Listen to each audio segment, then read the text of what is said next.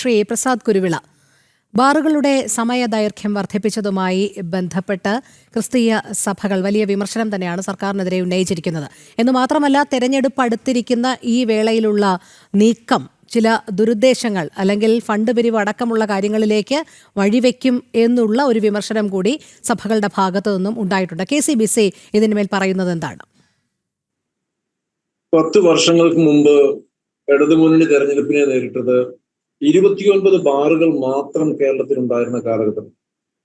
അപ്പൊ ആ അവസരത്തിൽ ഇവർ പറഞ്ഞു, ഞങ്ങൾ അധികാരത്തിൽ വന്നാൽ നിലവിലുള്ള മദ്യത്തിൽ നിന്നും ഒരു തുള്ളി മദ്യം പോലും കൂടുതലായിട്ട് സംസ്ഥാനത്ത് അനുവദിക്കില്ല എന്ന്. ഇങ്ങനെ പറഞ്ഞ് മരണപ്പെട്ടു പോയ നമ്മുടെ സിനിമാ നടി KPSC ലളിത, ഇന്നസെന്റ് ഇവരെയൊക്കെ വെച്ച് നുണ പറയുന്നവരെ തിരിച്ചറിയണമെന്ന് പറഞ്ഞുകൊണ്ട് നടത്തിയ പ്രചരണ പരിപാടിയുടെ അവസാനം അവർ തെരഞ്ഞെടുപ്പിൽ ജയിച്ച് അധികാരത്തിലെത്തുകയാണ്. അധികാരത്തിൽ വന്നപ്പം പോലെ അവര് അതെല്ലാം മറന്ന് മദ്യവർജനം പറയാൻ തുടങ്ങി. ഞങ്ങൾ അന്നും പറഞ്ഞു, വർജനം അധികാരത്തിൽ ഇരിക്കുന്നവർ നടപ്പാക്കേണ്ട പദ്ധതിയല്ല. വർജനം എന്ന് പറയുന്നത് ഒരു വ്യക്തി സ്വയം സ്വീകരിക്കേണ്ട ഒരു മാർഗമാണ്. ഞാൻ മദ്യപിക്കില്ല, അല്ലെങ്കിൽ ഞാൻ ലഹരി വസ്തുക്കളൊന്നും ഉപയോഗിക്കില്ല എന്ന് തീരുമാനമെടുക്കാനുള്ള ഉത്തരവാദിത്വം എനിക്കാണ്. അതൊരു തിരഞ്ഞെടുക്കപ്പെട്ട സർക്കാർ അടിച്ചേൽപ്പിക്കാൻ ആർക്കും പറ്റത്തില്ല. അങ്ങനെ ഒരു പോളിസി കൊടുക്കാൻ പറ്റത്തില്ല. സർക്കാരിന്റെ പോളിസിയുടെ ഭാഗം അതല്ല. അവർക്ക് CPM-ന് ആരും മദ്യവർജനം നടപ്പാക്കാൻ വേണ്ടി അവർ ഓരോ വ്യക്തിയോടും പറഞ്ഞ് ബോധവൽക്കരണം നടത്തി ചെയ്യാവുന്ന കേസാണ് മദ്യവർജനം. പക്ഷെ ഇവര് കഴിഞ്ഞ 10 വർഷം കൊണ്ട് ഈ സംസ്ഥാനത്ത് 29 ബാറുകൾ ഉണ്ടായിരുന്നതിൽ നിന്ന് 1016 ബാറുകളാണ് ഇപ്പോൾ നിലവിലുള്ളത്. ഒരു 200 ബാർ ലൈസൻസിന് വേണ്ടിയുള്ള ആപ്ലിക്കേഷനും ഇപ്പോൾ സർക്കാരിന്റെ പരിഗണനയിലുണ്ട് എന്നാണ് ഒരു ഉന്നത കേന്ദ്രങ്ങളിൽ നിന്ന് എനിക്ക് ലഭിച്ച അറിവ്.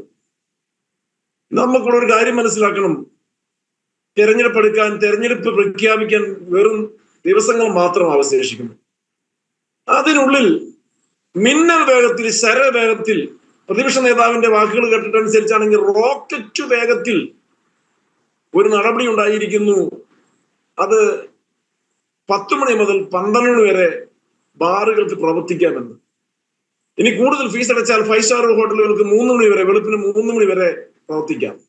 ഒരു കാര്യം ഓർക്കുക, ഈ മദ്യപിക്കുന്ന ആളുകളൊന്നും അവന്റെ കുടുംബത്തിൽ പോകണ്ടെന്നാണ് ഈ സർക്കാർ പറയുന്നത്. മദ്യപിക്കുന്നവരൊക്കെ മദ്യപിച്ച് 12 മണിക്കും 1 മണിക്കും 2 മണിക്കും 3 മണിക്കും ഒക്കെ വെളുപ്പിനും ബാറിൽ കിടന്നോട്ടെ എന്നാണ് ഇവരുടെ ചിന്ത. ദീപസ്തംഭം മഹാശരി നമുക്കും കിട്ടണം പണം എന്നുള്ള ചിന്ത അബ്കാരികൾക്കും സർക്കാരിനും ഉണ്ടാവുന്നതിന്റെ ഭാഗമാണിത്. ഇവർ പറയുന്നത് എന്താണ്? ടൂറിസം വികസിക്കണമെങ്കിൽ മദ്യശാലകൾ കൂടുതലായിട്ട് അനുവദിക്കണം.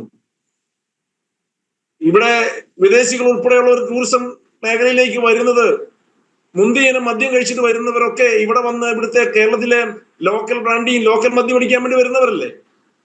വിദേശികൾ കേരളത്തിലേക്ക് വരുന്നില്ല എന്നവർ, മദ്യമില്ലാത്തതിന്റെ പേരിൽ വിദേശികൾ കേരളത്തിലേക്ക് വരുന്നില്ല എന്നാണ് ഇവരുടെ പ്രചരണം. ഒരു കാര്യം മനസ്സിലാക്കുക, ഇവര് വരാത്തതിന്റെ കാരണം മദ്യമില്ലാത്തതിന്റെ പേരിലല്ല.